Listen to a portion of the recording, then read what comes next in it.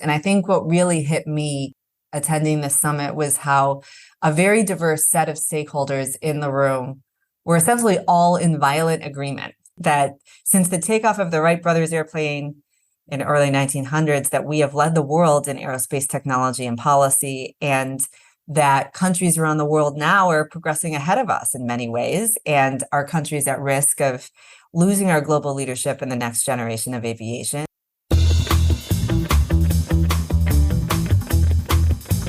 You're listening to the Drone Radio Show podcast, the show about drones and the people who use them for business, fun, and research.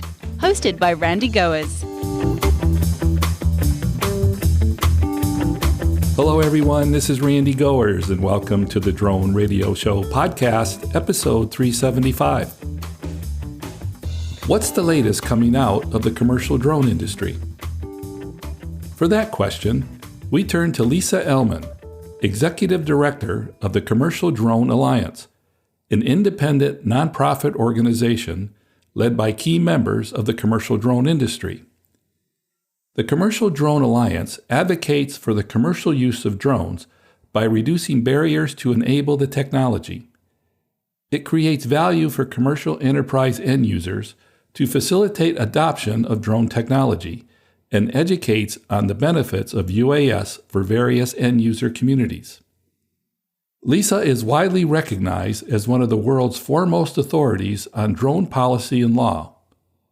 She was featured in Fortune's Most Powerful Women series for her efforts to develop policy governing drone use in the United States. In addition to her role with the Commercial Drone Alliance, Lisa is also a partner at Hogan Lovells and chair of the firm's Global Unmanned Aircraft Systems practice group, a one-stop shop for all legal and policy issues related to commercial drones. In this episode of the Drone Radio Show, Lisa talks about the Commercial Drone Alliance, a recent White House summit on advanced air mobility, the status of the FAA BVLOS ARC report, and the Commercial UAV Expo, which is going on as we speak in Las Vegas. But before we hear from Lisa, I want to thank those of you who are supporting my funding campaign by joining the community of Drone Radio Show advocates. For as little as $3 per month, you can help defray the cost of production and keep the podcast going and growing. You'll also be able to talk about current shows, bounce around ideas for future episodes, suggest questions of upcoming guests, and gain access to exclusive content. To become a Drone Radio Show advocate, go to patreon.com/Drone Radio Show. And by the way, if you have a great story on the use of drones that you'd like to share in a podcast, contact me at randy@droneradioshow.com. So let's get an update on advanced air mobility and BVLOS with Lisa Ellman of the Commercial Drone Alliance. Let's pick up the interview where I asked Lisa to introduce herself. My name is Lisa Ellman. I serve as the Executive Director of the Commercial Drone Alliance, and I'm also a partner at the law firm Hogan Lovells, where I work with individual clients. We're a global law firm working around the world, and I chair our UAS practice group. Lisa, for those that don't know, tell us about the Commercial Drone Alliance. What does it do? The Commercial Drone Alliance is an independent nonprofit organization. We are led by the leaders in the commercial drone industry. So we're very focused on the commercial drone marketplace, on opening the commercial drone marketplace, on working hand in hand and in close collaboration with the federal government, with policymakers, with legislators. As you know, the technologies have moved so quickly forward, but policies have really lagged behind. And so we work very closely with federal government stakeholders to push policy boundaries forward, to move things forward on behalf of our whole industry. We are led by a board of directors. We have 13 leaders, industry leaders on the CDA board of directors, and we have a general membership of many others, virtually every vertical market sector represented, manufacturers, end users, drone security companies, the whole broader AAM ecosystem works together as part of the CDA. So it's a great group. How long has it been in existence? So we've been in existence for almost 7 years now. Gretchen West and I co-founded the organization back in 2015, 2016, I think is when we formally launched. we really recognized that there was somewhat of a gap in the marketplace for an organization that was laser focused on the commercial space. So, not focusing on the military, not focusing on kind of other use cases, but really just focusing on the commercial drone marketplace. And so we launched the organization several years ago, and we've grown exponentially, and it's been a labor of love for both of us. It's great. Gretchen had kind of left for a while, now she's back, and it's a great group with really strong collaboration and participation from the industry. How long have you been involved in the drone industry? Yeah, so I've been essentially an aviation lawyer working some of these issues for about a decade now. I started in the federal government. So my background is on the policymaking side. I came from working at the White House. I worked at the Office of Science and Technology Policy, at the Office of Management and Budget. I worked at the Department of Justice. I was asked to run UAS integration at DOJ and help lead the White House interagency working group that was tasked with integrating drones into our national airspace. This was back in 2013 or so. Of course, as we all know, the FAA Reauthorization Act of 2012 was first really mandated that the federal government integrate drones into the national airspace. And so this was the first time that the whole of government was really focused on this as something that it needed to do, recognizing the significant public benefits, safety benefits, and economic benefits and more of drones, and the task I had, which was to integrate drones into our national airspace. So I quickly realized, this was going to be a really exciting new industry. I wanted to be able to help, and I recognized I could do more probably from the outside at that point, and left and founded a drone law practice, and soon after the CDA. On August 3rd, the White House Office of Science and Technology Policy, in coordination with the National Security Council, hosted a White House Summit on Advanced Air Mobility. You were an attendee as well as a presenter. Can you tell us about it? Yes, absolutely. So the White House AAM Summit was held on August 3rd. It was an excellent event. It was an all-day event at the White House. It provided an excellent engagement opportunity. Leaders from across the UAS and AAM and drone security industries generally were invited to join government and academia. And the discussion topics were, how do we advance the societal benefits created by drones, created by eVTOLs, created by this broader industry in a way that is safe and secure and respectful of, and kind of done in a way that wins the public's trust. It was a wonderful opportunity. The National Security Council worked closely with the Office of Science and Technology Policy at the White House. The OSTP was the formal host of the event. The NASA administrator spoke. All the federal agencies were represented and participated. I was on a panel on societal benefits representing the CDA. The focus was on how we can all work collectively together to maintain and expand American leadership in advanced aviation, recognizing, our country's deep history as the aviation leader globally. How do we continue and expand that moving forward for the future? As a presenter, what was your message? I was on a panel on societal benefits. So I really spoke about how the advancement of this technology benefits all Americans, including those in underserved communities, including those in difficult to reach communities. It democratizes aviation. It opens, mobility opportunities for all. And, we talked about just how technologies move so quickly forward, and that's a really good thing. Drones are now vital tools that are creating jobs, protecting the environment. We talked a lot about sustainability and how this is a clean, green industry and aviation solution, delivering goods, inspecting critical infrastructure, strengthening our economy, expanding equitable access to medicines and other critical supplies, enhancing public safety, and more. I really focused on the UAS side. We had other panelists that were very focused on the AAM side, how eVTOLs will transform how our communities live and commute and provide so many different benefits as well. Finally, we really just kind of tried to hit home how the benefits of these technologies align with the administration's own policy priorities around sustainability, around national security, around economic strength and global competitiveness and equity and more. And, so that was something that we had an excellent conversation about, both as part of the panel and also more generally. What stood out to you from everything that you heard? Well, I think from my perspective as someone in aviation, when we get in the weeds, sometimes stakeholders come to things and there's lots of different opinions. And I think what really hit me kind of attending this summit was how a very diverse set of stakeholders in the room were essentially all in violent agreement, right? That since the takeoff of the Wright brothers airplane in the early 1900s, that we have led the world in aerospace technology and policy, and that countries around the world now are progressing ahead of us in many ways, and our country is at risk of losing our global leadership in the next generation of aviation, and that pioneering these technologies is important for the economy, for safety, for so much more. And from a national security perspective, that this is also a security imperative. And everyone really, agreed on these broad principles. And I think the next step now is, given that we're all very much in agreement, and it's not up to any one stakeholder. It's not like the federal government can snap its fingers and all of a sudden the airspace is integrated. It's going to take industry working together with governments, from the federal government, with state and local governments, with all relevant stakeholders together.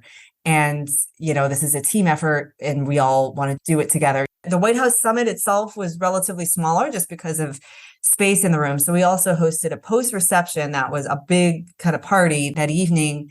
I was so excited, like folks flew in from around the country and around the world just to be a part of this moment. I thought it was an incredibly significant day. And it was something that we all wanted to experience together. So it was definitely a really, really exciting day for our industry. Following the summit, the Commercial Drone Alliance issued a position statement. Can you give us a summary? Yes, absolutely. From a CDA perspective, we thought that the White House AAM summit was a strong step forward and an absolutely, a critical step forward. And now we need executive action. And this was something that we talked about at the summit, was the need for something tangible, for tangible policy steps forward. And, I've worked in the White House, I've worked in federal agencies. I recognize that this administration and this White House is uniquely positioned to call on all of us to come together. And given that this is such a, top priority from our perspective, the most impactful path forward would be an executive order or a presidential memorandum or some executive action that declares it the policy of the United States to lead the world in the development and deployment of uncrewed, autonomy-enabled, and eVTOL aircraft, and to direct the development of a government-wide strategy to strengthen U.S. competitiveness in advanced aviation. And I think that's something that we can all agree on, something that is a vision that we all are unanimous in wanting to get there. So it's just a matter of figuring out the details of how we do that. And the CDA, I know, is excited to work with all relevant stakeholders, other industry groups, as well as with the federal government to make this a reality. My experience with summits or roundtables is that there needs to be a process by which a consensus on the next steps can occur. Was that discussed? Well, the Office of Science and Technology Policy, working in close partnership with the National Security Council, was the lead on the summit. They issued their own readout of the summit. And I think, we definitely heard from Dr. Alondra Nelson, who's the acting head of OSTP, made some remarks that were pretty in line with kind of the themes that I've been discussing today. So, I definitely think there's broad interest in doing something. I think the question is just kind of what that would be, what it looks like, and what some of those details would be. And, with any White House, you're kind of asking a lot of the relevant questions. It's kind of, what would we be able to get done in 2 years? What is realistic yet also helpful? What is, there's also the FAA reauthorization next year. So there's just a lot happening in DC. And so it's just a matter of kind of coordinating and figuring out, given the vision, given that we can all agree that this is a good thing, like what does that actually mean in practice? What happens if we don't take action? What will we miss out on? The industry has generally been somewhat frustrated, I think is a fair way to put it, just that the policies and regulations have lagged behind. Now, this is not something that's unique to drones, right? Any emerging technology that's built into an existing regulatory framework has similar challenges. The federal government by design is designed to move at a glacial pace that works to the benefit of the American public in a lot of ways. It also can be challenging in other ways. So the key is, we want to move forward at a diligent pace, but also thoughtfully. And certainly this industry has been working hand in hand with the federal government for many years now. And we've had many lessons learned. We've had many pilot programs. There's been a lot of data that's been collected. And I think from our perspective, right, we're trying to do is enable this industry to scale in the United States. And the opportunity cost of not acting is that the American people are not able to take advantage of the benefits of commercial drones. So we're not able to have some of these life-saving, efficiency-enhancing use cases that we all agree are hugely beneficial to the American public. And the federal government recognizes this, right? This is why the White House hosted this summit. So there's certainly a lot of work happening behind the scenes, and we're grateful to be a part of it. And we're here to support the White House and other federal agency stakeholders as we kind of try to move all this forward expeditiously. Yeah, it's a big undertaking, trying to figure out what can actually get done, and then managing expectations. It's all a challenge. Yes, absolutely. And we had a meeting with a bunch of other industry groups last week that CDA hosted.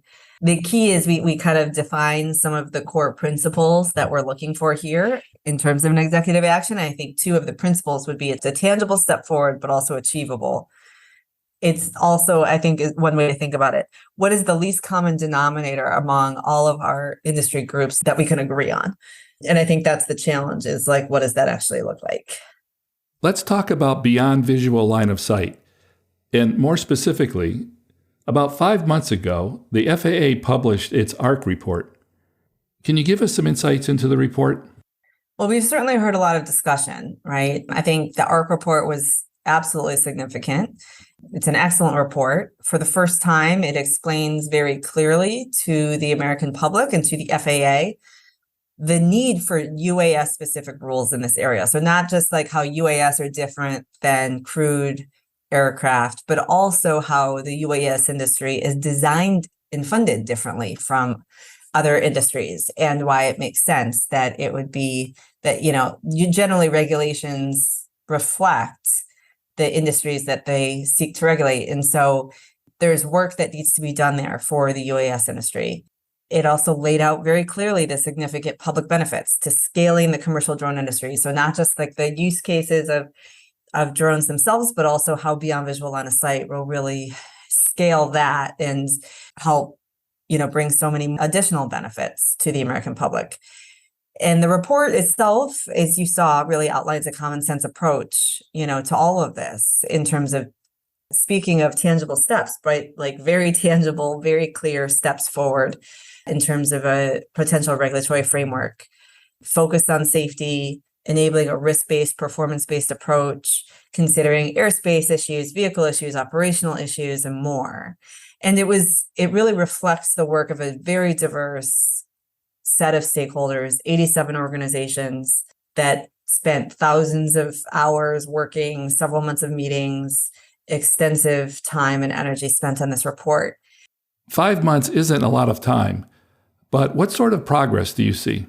So, we've heard kind of rumblings. I know the FAA has stated that it's implementing a phased approach to rulemaking for beyond visual line of sight.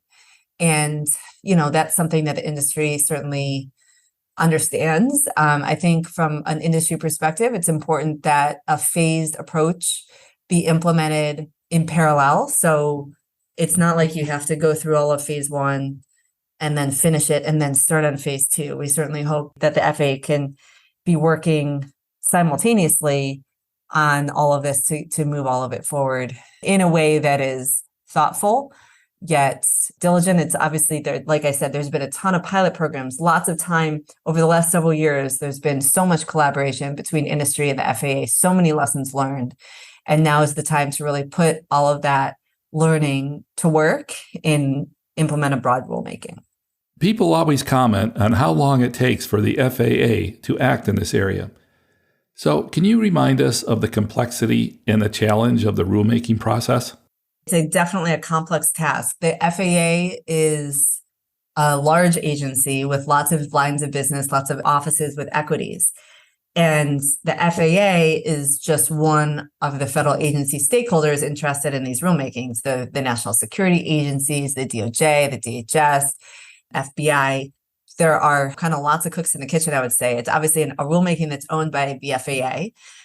The FAA itself has many different stakeholders that are very interested in this. And then the FAA also has to work within the broader interagency in order to come up with a final rule. And like we talked about earlier, the federal government just takes a long time to do rulemakings. It's by design, but it also can be frustrating when you're trying to move quickly ahead. I mean, things are still very much case by case in terms of approval processes. Are there any opportunities to expedite action on BVLOS? One thing that the ARC did recommend was, in addition to, a broad rulemaking, there are certain steps that can be taken now that don't require rulemaking, such as enabling shielded operations, implementing standard scenarios. And a lot of it is process, just kind of enhancing communication, transparency, accountability across the agency. And it's essentially, kind of customer service working with the industry. So there are steps that can be taken immediately. And we've urged the FAA to consider those as well, recognizing that rulemakings are by definition are going to just take longer. Scaling the industry is something that we hear of often. From your perspective, what does the industry need in order to scale or in order to be economically viable? Right now, companies have to get essentially site-by-site approvals many of the times in order to be able to operate, that take months, if not years, for approval. How do we have a broad rulemaking where you have rules and you follow them and there's certainty for the marketplace? I get the question all the time, like, what are countries around the world doing differently than we are? And it's not anything complicated. It's just they have rules, they follow them, and there is certainty, right? That's what the industry needs, is certainty in order to spur investment, in order to move all this forward. Is just, we understand if it's not going to happen tomorrow, like there was no expectation of that, but just be transparent with timelines, that kind of thing, just so folks can plan. I would say this is not a topic that's unique to the drone industry either.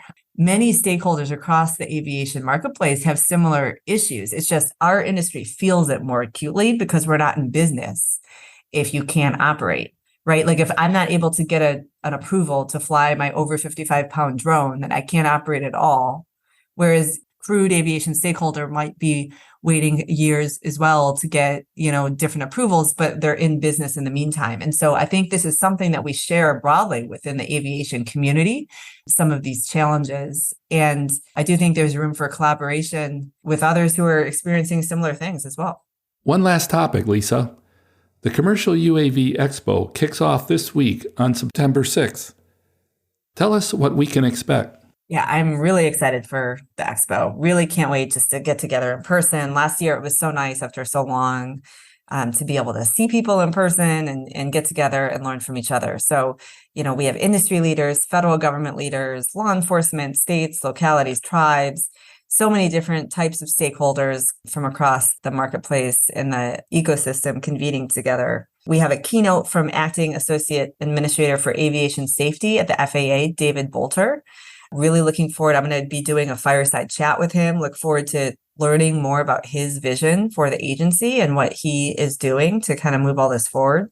There'll be keynotes as well and appearances by Jay Merkel, Abby Smith, Derek Hufty, lots of different folks from the FAA. Tanya Coltis will be talking drone security. We have folks from DHS and DOJ. So lots of the federal agency stakeholders will be there. And of course, the industry leaders. So what I love most about this event is just getting to learn from all of the various stakeholders that attend this event, focusing on how we can collectively move the commercial drone marketplace forward in the broader AAM marketplace as well. There's AAM programming, looking forward to all of that and to learning from each other. What are you looking forward to over the next 2 years? I look forward to seeing kind of the fruits of our labor. I mean, there's so much innovation. There's so much, the technologies are moving so quickly forward. And what I love most about my job is getting to work with these amazing innovators and entrepreneurs who have these visions and really are pushing them forward. And I kind of just help where I can. I mean, I am incredibly excited to over the next few years, really scale the commercial drone industry from small to large, not the obviously small drones, but also larger drones, it broadly enabling research and development here in the United States, maintaining our global leadership, getting eVTOLs off the ground in the next few years. There's obviously those processes are moving ahead as well. So it's a really exciting time in our industry. It's a really exciting moment. Obviously, we talked a lot today about this White House summit, but there's also the FAA reauthorization that's happening next year. So we have a unique opportunity now to really help shape how this is all going to look in DC more broadly. And for my final question, Lisa, what message would you like to leave regarding the future of the drone industry? For the listeners, the future is bright. Keep up the amazing work. Keep doing what you're doing. Look forward to seeing you all at the show. Stay engaged. We'll move this all forward together with our federal government counterparts. And thank you so much for having me, Randy. Really appreciate it. That's it for episode 375 of the Drone Radio Show. I hope you enjoyed hearing from Lisa Ellman of the Commercial Drone Alliance and Hogan Lovells. I want to thank Lisa for taking the time to speak with me. If you want to learn more about the Commercial Drone Alliance or want to connect with Lisa, check out the webpage at commercialdronealliance.org. If you like the Drone Radio Show, then become a part of the community of Drone Radio Show advocates, where we can connect in a more informal basis. For more information, go to patreon.com/Drone Radio Show. And thanks for listening. Your support means a lot to me, and I hope you'll listen to more episodes of the Drone Radio Show podcast to hear how others are using drones for business, fun, and research. For the Drone Radio Show, I'm Randy Gores.